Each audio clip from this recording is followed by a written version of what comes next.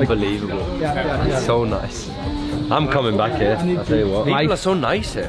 One thing I absolutely love about American men is the confidence that American men have. And I think it really is the opposite. I think Americans are really genuine. I feel like the American confidence gets a lot of criticism, but it's something that I've really appreciated as a... The thing that Europeans have been getting wrong about America for maybe a century now. They keep assuming American confidence is delusion. Then they actually visit, and something shifts. The streets are clean. People smile without ulterior motive. The portions are absurd. And slowly, a Swedish tourist or German family starts understanding that American confidence isn't arrogance. It's something earned, baked into the infrastructure, embedded so deep it's basically invisible to the people living inside it. I think I have entered heaven. We are at Walmart. We're British girls and we've never been to a Target before, so we're here now. We're going to bring you along. We're literally so excited. This is the best day of my life. This is found so much stuff that we just don't have in England. It's so unfair. So we are currently at the Museum Costco, at the new stadium for the World Cup. I don't even know what to say. How can they even run out of stock? There's just too much. I don't know who created Costco, but he's a genius. If you're new here and want more videos breaking down how cultures and countries actually work, hit subscribe and turn on notifications. The first shock always hits the same way: hospitality. Not formal European hospitality, but something different. A gas station attendant notices you're lost and spends 10 minutes helping you, no transaction needed. A family invites tourists to a 4th of July barbecue after a casual conversation. We're at Waffle House right now. This is no joke. We walked in, super Aussie. We're like, oh, our first time at Waffle House. It's so cute in here. Wow. Like, I was like, do we like get a menu? Do we sit or do we like go? I was asking her, like, do we sit and get the menu or do we go up to the counter? Like, what do we do? What do we do? Then the waiter comes to give out food. And she's like, by the way, guys, you don't have to pay for this because the family sitting over there, they pay for our meal. Like saying, welcome to America. Is that normal? A British couple documented that they'd expected American hospitality to be transactional, and instead found people would drive them places, buy them lunch, and genuinely want to know about their country. What they're sensing is confidence. A society that's anxious doesn't have spare energy to help strangers. A culture that's defensive doesn't joke with police. American generosity flows directly from baseline confidence and stability. You have enough. You're going to be okay, so you can afford to give. Being so nice today. Because all I've been doing is watching videos and like crying for like 2 hours. Damn you, FIFA. I'm not gonna cry. I'm not going to cry. I've come back to the UK and it's boring! So what are we supposed to do now that the World Cup is over? Go back to reality? No! Wait, where are you going? Home. The tournament's over. But what about everything we've just been through? And that confidence is rooted in something Europeans immediately notice: scale. A single gas station has 40 pumps and a convenience store the size of a European supermarket. Breakfast portions make British tourists take photos because they seem impossible. Pickup trucks have back seats bigger than European living rooms. A German visitor documented their shock at a Buc-ee's travel center. The sheer number of products, the vastness of the bathrooms, the assumption that people would just keep buying. The highways themselves are theological. American interstates assume abundance of space and minimal tolling. A French tourist was astounded by the number of trucks, massive 18-wheelers, thousands of them, operating a logistics system that doesn't exist in Europe because the distances don't justify it. The infrastructure itself declares, we've got resources. We're not worried about running out. I'm a Brit living in America, and I just wanted to comment on how good the American hospitality has been. So we're currently on a road trip right now, watching all of the England World Cup games. So by the Mississippi River right now. Try not to get too close, don't want to get bit by a croc. But yeah, I've had hundreds of DMs, thousands of messages and comments on my videos. It's people giving us recommendations. This connects to America's relationship with nature. National parks larger than entire European countries. Yosemite is roughly the size of Luxembourg. A Swedish visitor came prepared with 2 weeks to see America, not realizing that's barely enough to cover one region. European nature is cultivated and bounded. American nature is wild and accessible in ways that generate genuine awe. Multiple European hikers noted that American national parks make European hiking feel like backyard walks. These people are showing us just how good it is to live in America and be an American, because you see everybody saying that they want to come back or they don't want to go home. It's just really kind of brought back, I think, like a piece of faith that we needed, you know? It's been so heartwarming. Oh, I'm gonna cry. And there's the time zone thing. Driving from California to Nevada and crossing a time zone without leaving your country scrambles European assumptions about what identity and borders actually mean. Now let's talk about something that disrupts the European narrative: safety. Europeans come prepared for danger based on news coverage. Then they land in downtown areas and find clean streets, visible police presence that seems non-threatening, orderly crowds, and genuine safety that often exceeds expectations.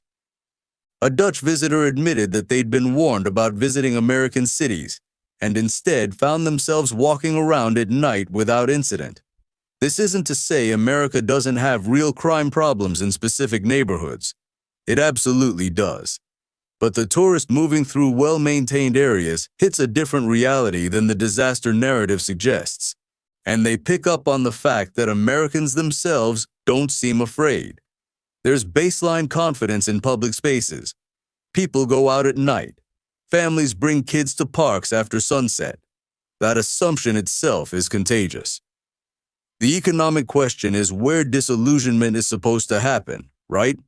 Children and how they are typically more confident in America than they are in England. Those reactions weren't exaggerated. What these European visitors experienced completely changed the way they saw America. Many arrived expecting stereotypes and endless hype. Instead, they found everyday convenience, massive spaces, friendly strangers, and a culture built around thinking bigger. Europeans expect Americans to be anxious about money, drowning in debt. Instead, they observe people buying houses, driving new cars, eating out regularly. A Swedish visitor calculated hourly wages in their head while shopping and kept coming to the same realization. This economy generates wealth and distributes it in ways that give average people purchasing power associated only with the wealthy back home. House ownership rates still favor Americans. Restaurant eating is casual in ways that suggest economic surplus. A French couple budgeted for expensive travel and instead found everything remarkably affordable. There's also the question of leisure time. Yes, Americans get less vacation statistically, but what visitors observe is that Americans take that limited time aggressively. Weekend culture is sacred. Saturday morning is for recreation. Friday night has a specific vibe. Then there's patriotism. This is where the European visit becomes almost ideological. Europeans come from cultures where flag waving is associated with nationalism and danger. American patriotism is just direct. Flags everywhere. The national anthem before events. Military appreciation that isn't coded.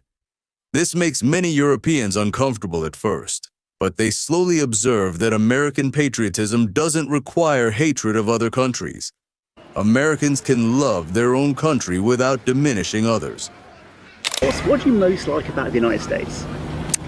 I think that, look, I've never been, right? So I can only go by what I see on telly and internet and stuff. But I think it's the land of dreams. It's the land of opportunity, right? It gives you hope that you can do and be anything. I think that the sparsity of the population as well. I mean, there's a lot of fucking people in America, right? Don't get me wrong, but there's lots of space around the people. There's lots of modern history, ancient history. The political system is just a clusterfuck. Who knows what's going on over there? A Scottish visitor expected nationalism and instead found genuine curiosity about other places, confidence enough that they didn't need to defend their identity through comparison. Small-town America generates its own revelation. An English tourist expected cookie-cutter homogeneity, and instead found towns with distinct characters, local traditions, seasonal events, and civic investment that feels different from European villages. Local pride coexists with national unity in ways that contradict European historical experience. Food culture tells a similar story. American portions reveal something about American economic structure. Abundance of choice, free refills, generous plates, all operating from a position of surplus, not scarcity. The tipping culture, which frustrates many Europeans, actually reveals something interesting. Workers get agency through direct resource allocation. Drive-through culture tells the same story. The assumption that demand is there, that people can afford convenience over cost, that the infrastructure will support it all. The closing realization is almost embarrassing for skeptics. Europeans arrive expecting to confirm everything they've been told, that America is declining, Europe is more sophisticated. Instead, they leave admitting that American confidence is rooted in real material conditions. The infrastructure works. People are relatively prosperous. The culture produces happiness for large swaths of people. A Scottish tourist who arrived skeptical admitted she was leaving, needing to acknowledge that the United States figured out some things Europe genuinely hasn't. The scale, the resource abundance, the relative prosperity, the infrastructure, the confidence in the future, these aren't illusions. They're real. Like, how can you be a decent human being and not love the unity and love and kindness and respect that is being shown right now on the world stage with the World Cup? Holding the flat rent now to go back to the UK. Fuck. I'll be real, I don't want to leave. So I'm back in the UK and I'm already fucking depressed. One of the reasons it's so great is because you have to remember that the media doesn't just lie about America in America. The media lies about America all over the world. Right? And here's what ties it together. American confidence isn't arrogance. It's proportion. Americans are confident because they've built a country large enough to absorb problems, wealthy enough to permit generosity, and comfortable enough that daily life isn't constant negotiation. That does something to national psychology. It generates a different kind of person. So here's the question. Would you rather live in a country where you carefully budget everything and maintain strict hierarchies to manage scarcity? Or would you rather live where abundance changes what's psychologically possible? That difference explains why Europeans arrive ready to mock and leave ready to apologize. If this made you think about how geography and economics shape culture, please like and share this with someone who'd get it. Subscribe if you haven't, turn on notifications for the next video, and let us know, what aspect of American confidence surprised you most? This video synthesizes traveler testimonies, social media content, and tourism data through an analytical lens. We're tracing visible patterns in cross-cultural perception, knowing that travel experiences vary widely based on which regions you visit, your socioeconomic position, language ability, and countless other factors. Neither country is monolithic. Both are complex. We're just mapping patterns in how people perceive places when they actually show up and spend time there.